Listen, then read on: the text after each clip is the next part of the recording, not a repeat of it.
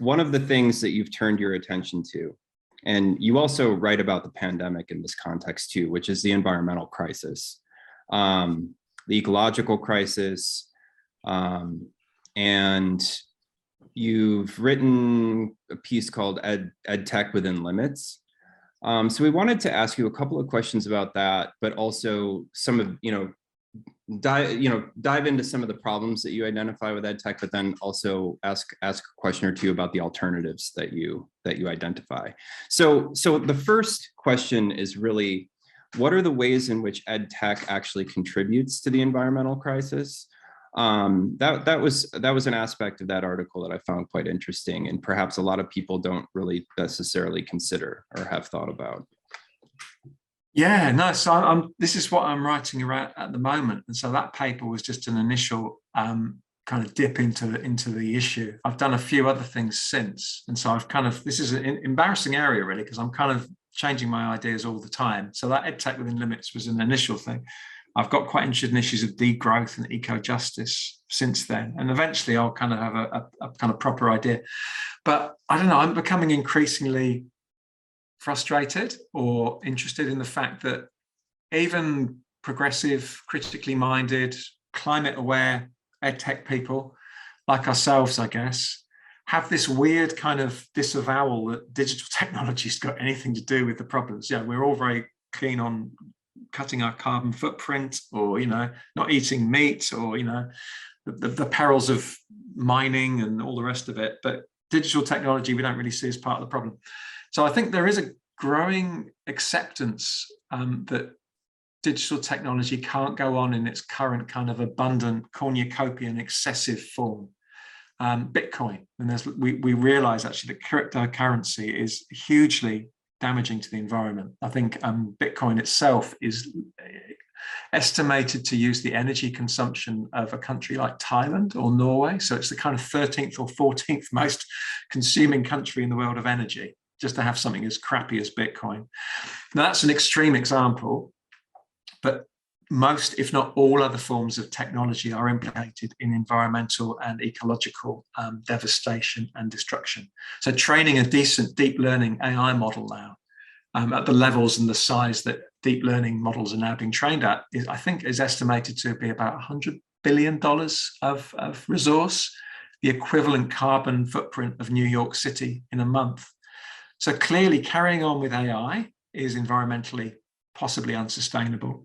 Carrying on with this idea of everything being in the cloud and this idea of always on, constantly streaming, all the rest of it, which education has bought into massively, also has huge environmental costs. The cloud is not ephemeral. We know about data centers. Data centers incur huge amounts of energy consumption, huge amounts of water consumption, take up huge amounts of land, and the rest of it, they're an environmental disaster. And even small level things like the production of the laptop or the smartphone or the third or fourth device that we have incur all sorts of issues in terms of mineral consumption, rare metals, rare materials, the way that these things are mined. I think 80% of the energy consumption of a laptop actually takes place in its production. So in terms of the production of these things, we can't carry on just mining lithium. Lithium is not a kind of finite, infinite resource. And then there's all the issues around the energy consumption of the actual use of these technologies. And then there's all the issues around e-waste and all the rest of it. So put these things together, digital technology, you could argue, is not a sustainable thing in the medium to long term.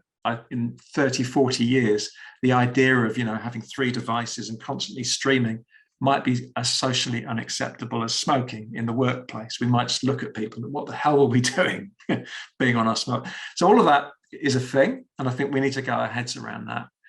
And it's not just a thing for education. Clearly, it's a thing for all of society. But I work in education, so I'm going to talk about ed tech, but if I was working in any other sector, I'd talk about that as well. We need to think seriously about those issues if we're working in ed tech.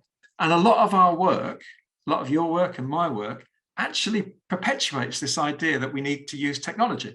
So even the stuff I do on digital inequality, the conclusion is, well, we need to make sure that more people can have use of technology. So I'm actually saying we need technology. And even, as I said before, when you start kind of engaging with talk about the metaverse, you're actually hyping the idea of these things taking place. So I'm beginning to think that I am the baddie. Is it in Reddit, are you the arsehole? Maybe I'm not a part of the solution here. I'm part of the problem. My work, even though I'm critical about technology, is feeding this thing.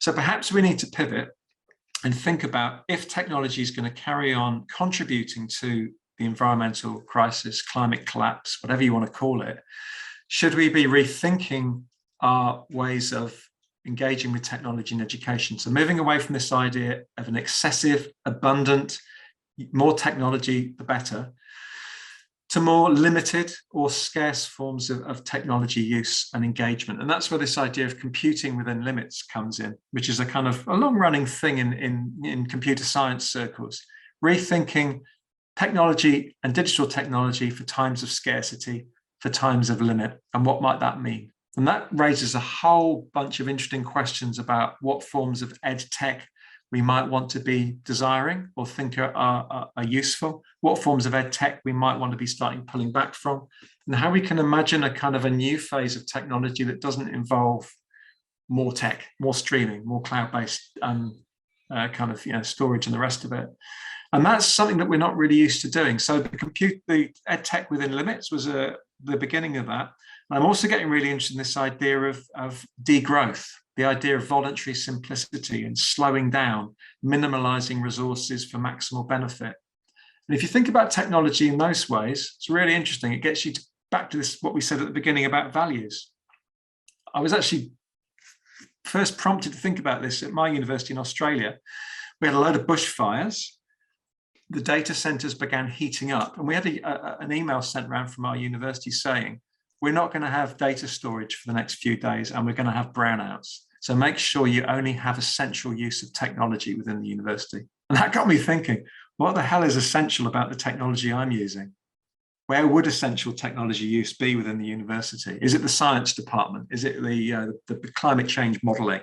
Is it me doing my kind of rubbish uploading papers to Google Scholar? Probably not. Next year, we have a heart hospital built on campus. So if they're going to use tech anywhere, I probably prefer they do it in the heart. But it makes you think, if technology is finite, where do we put it?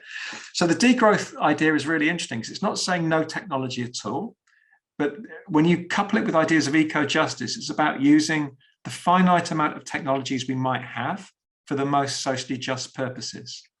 So rather than just getting rid of technology altogether, maybe we should just begin to concentrate on more environmentally friendly forms of technology that are most useful for those disadvantaged communities that haven't had access to technology so far. So developing ed tech for global south communities, for example, or minoritized communities in the global north, rather than piling 200 laptops into a very privileged middle-class school and getting everyone to second screen at the same time. So it's those sorts of thoughts that I'm beginning to play around with. At the same time, I also think we need to engage seriously with the more mainstream argument, oh, there's going to be a technical fix. Google have got it sorted. They're going to have environmentally friendly cloud. They're going to have, better forms of AI modeling. And actually, online education can be an environmental savior. It can decrease the carbon footprints of university campuses, online learn, blah, blah, blah, the rest of it. I don't buy into that at all. But I think we need to really scrutinize what that actually means, how that's taking place, and whether it is having an effect. Maybe we all need to go online for the good of the environment. I don't think we do. So we need to kind of pursue all of these different possible futures. The environmental dystopian future where we've run out of silicon chips and we have to think about what we do with a finite amount of technology. Or we have this more green, clean, lean form of ed tech that is environmentally helpful. Either way, but whatever we do, we have to start engaging with it, not just assuming that, ed tech's going to carry on even if the planet is dying and burning up around us.